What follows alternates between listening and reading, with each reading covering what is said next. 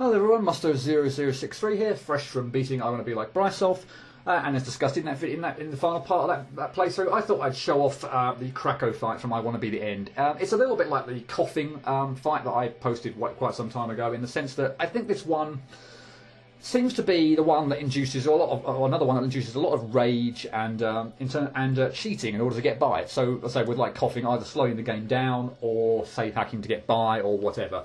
And I suppose maybe unlike coughing, which is probably maybe a lot more luck based, but still I'm not sure it's all that bad. But anyway, I've said my piece on that, and I'll leave that alone. I do think there is a kind of a strategy you can employ for beating Kracko in this game. So, there don't seem to be many YouTube playthroughs of this game, or if there are, then there don't seem to be many at all with commentary or anything. So if I'm employing a strategy where it looks like I've nicked from someone else, then apologies if it looks like that's the case, but frankly, without having someone describe the technique, it's very hard to tell, and I can't see that it's exactly the same as mine. So I think it's kind of something that I might have just stumbled across. But yeah, anyway, let's dive into the boss. And before I show off, before I kind of show off what I think is a useful strategy, I'm just going to have a few goes where I'm, well, say, not employing a strategy and trying to get him to his second phase, which seems to be the one that really gets everyone's goat. So I suppose a bit of background, if you don't know, Kracko has 5 phases to him, and it's the second phase that seems to be clever. You can see I might have actually a hell of a time actually trying to get him to his second phase where I'm not employing my strategy, because as you can kind of see, even the first phase, when you're when you're doing it a little bit almost at random and trying to react on screen, it can still be a huge pain in the neck, and probably even more so during his second phase. So yeah, I can certainly see why, if you haven't kind of hit upon a kind of a not a sure thing, because it might, the technique I'm hopefully going to employ is not a sure thing by any stretch of the imagination, but I could certainly see why this thing would really get on your nerves. I still haven't even got him to his second phase yet. By the way, if I'm actually employing the way I'd want to do it, which hopefully you'll see a bit later, then I'd kind of hope to get him into the second phase in about 5 or 10 seconds, and I have no idea how long that took. Right, I'm not even going to try and hit him here. I'm just going to try and, well, actually, okay, I'll see if I can hit him, because otherwise there's not much point if I was just concentrating on dodging. So I suppose, yeah, in terms of someone obviously trying to beat this, they are going to obviously be trying to shoot him as well. So yeah, this phase, when he's kind of like got his fan of stars, is just nasty. When you're trying to deal with the randomness of the, well, I've actually done it, would you believe it? Let's progress on. Wow, okay, let's really clumsily die off the screen. But anyway, yeah, I can't actually believe I flipping beat that, but that is really quite irritating. So, but anyway, that's a little bit on the random side. So let's actually try and show off a kind of technique. And as counterintuitive as it might seem, I like to get over right to the right on the right-hand side of the platforms and just go absolutely gung-ho at him. So I got him into his second phase now. You kind of, I'm hoping, well, let's hope on this go, to be honest. But if you kind of do that and kind of gung-ho, well, I've missed my platform, bugger.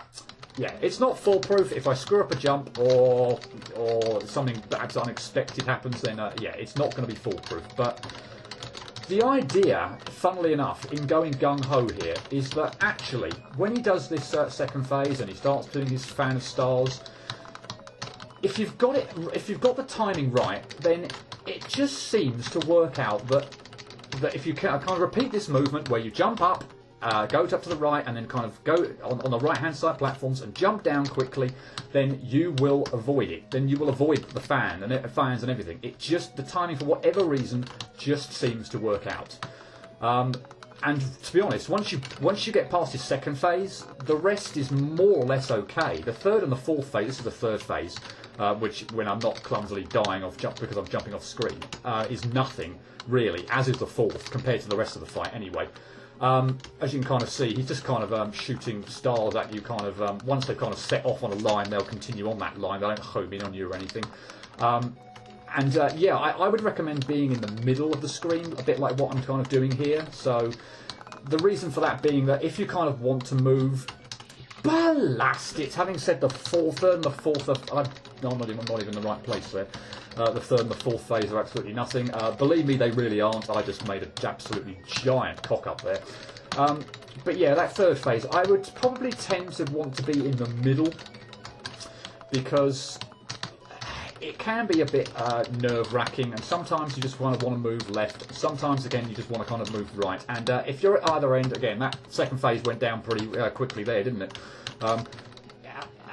Yeah, if you kind of want to move left and right, then being in the middle gives you the opportunity to do that. I mean, I would tend to go left because obviously the stars are coming at me from the right, so moving left gives me just probably a little bit more reaction time and whatnot. But if you think like you wanted to be as far away from possible on the left, or, right on the left-hand side of the screen, yeah, you can certainly do that, but it makes perhaps kind of big movements to the left if, when trying to dodge the stars, if you need to make them just that little bit harder, because I say the game has no boundary to the edges of the screen, so I've not got him in a particularly nice star pattern here. I might be able to get him back now.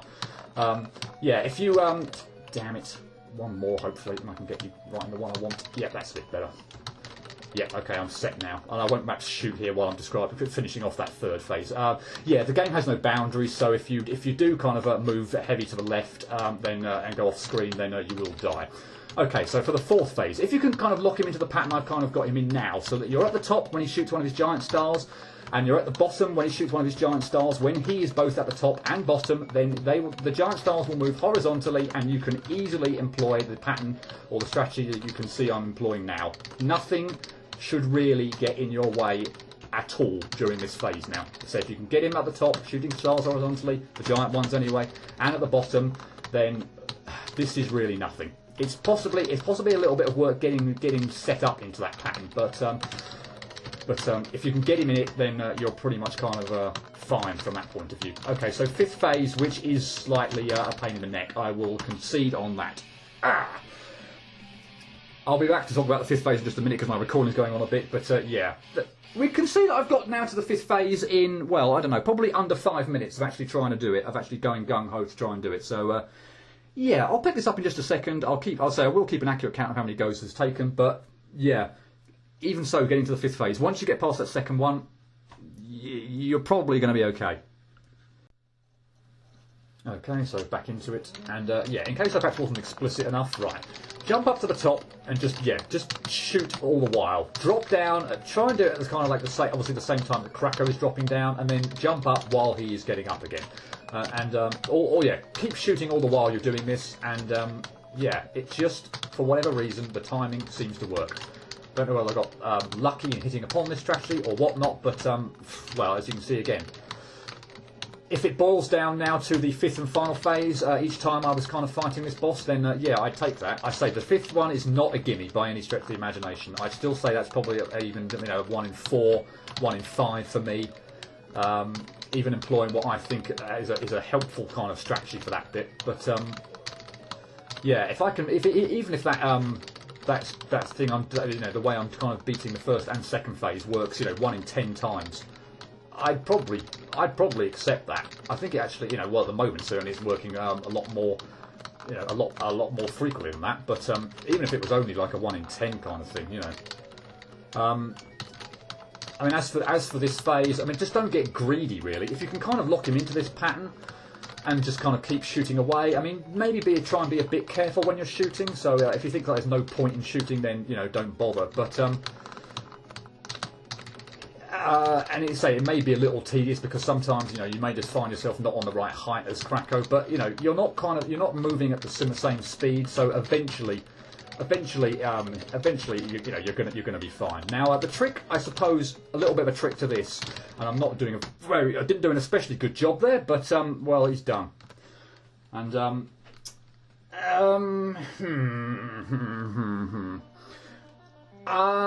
let me try and go back and maybe demonstrate a bit more the fifth phase. But there you are, he's done. I will cut it. Actually, well, let's restart and go there. But I'll cut it there briefly. And I'll count up the number of goes that actually took me to beat Kracko.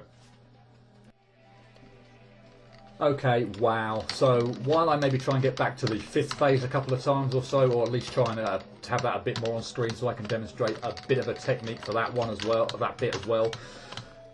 Oh my god, that, unless I miscounted, that was 4th go.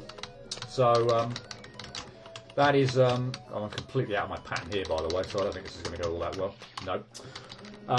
Yeah, 4th go, so that means just 5 deaths combined on my demonstration videos, or at least in terms of beating them the first time anyway, because I'm obviously dying here now, but 5 deaths for Krackoing, for coughing and Kracko. And, well, not in my wildest dreams could I expect that both of those would go that well. So yeah, I told you this boss wasn't so bad.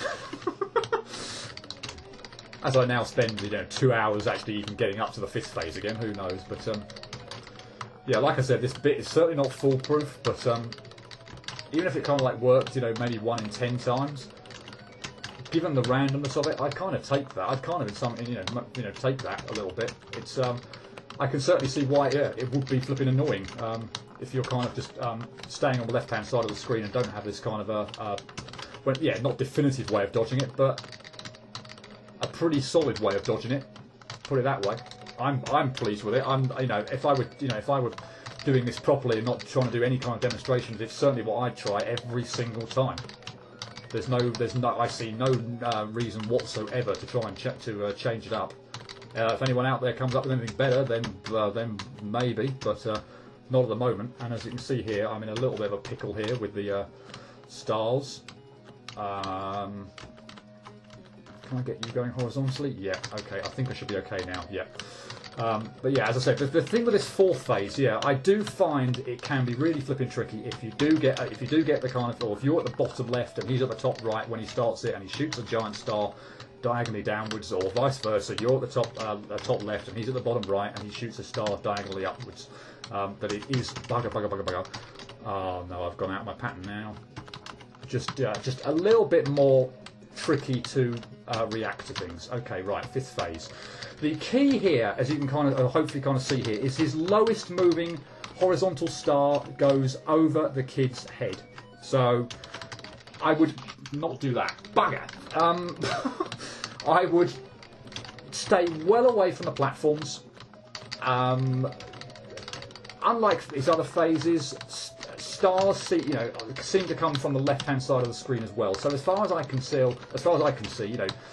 in other bits when you're at the left-hand side of the screen, you're obviously a bit, you're giving yourself lots of time to react to things, that are coming from the right-hand edges of the screen. But for that bit when stars are coming from the left-hand side of the screen, I see no advantage whatsoever to being at the left-hand side of the screen over being either in the middle or the right-hand side of the screen. And given that you've got these annoying platforms for that final phase, because they can really kind of throw you off.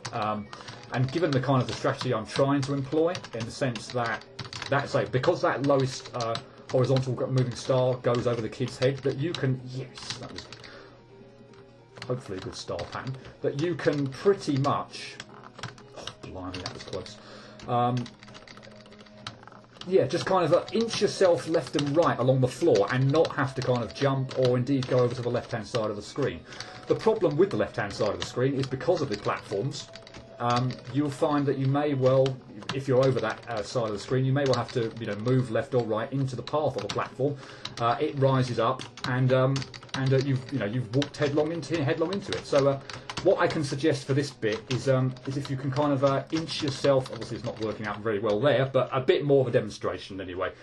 Stay on the floor, inch yourself left and right where you can, and yeah, it's certainly easier. And well, I'll just move on anyway again because I think the music in this part I quite like. So anyway, yeah, so that all playing in the background. There you go. That was another go anyway. So if you thought that I had somewhat cheated in, or again I didn't, I promise. But if you thought I cheated in cutting the video and then cutting, oh, next go successful. Well, that was obviously planned. Well, there you go. I've gone in again, I've beat him within 5 minutes the next time round. So, yeah, I hope that if there are any of you out there who've rage quit at the game and liked the game up to the point where you got to that but just thought, I just can't beat Kracko, that second phase is too random, it's too annoying, whatever, and quit, then give that strategy a go. I hope you find that it's somewhat helpful.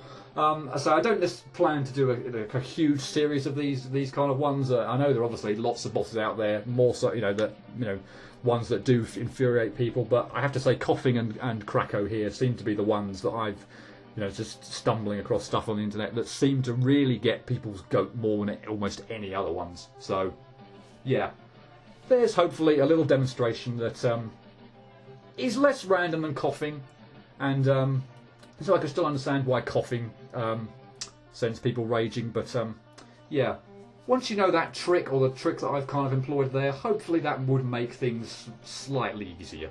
So yeah, if this encourages anyone who has got stuck there to go back and try again, then great. Or equally, if it's even just kind of made you think, oh, even if you've beaten the boss, you know, it took you ages, I don't know, 2-3 hours or whatever, and you just thought, oh, I'll give that strategy a go and see how it works for me, then great again.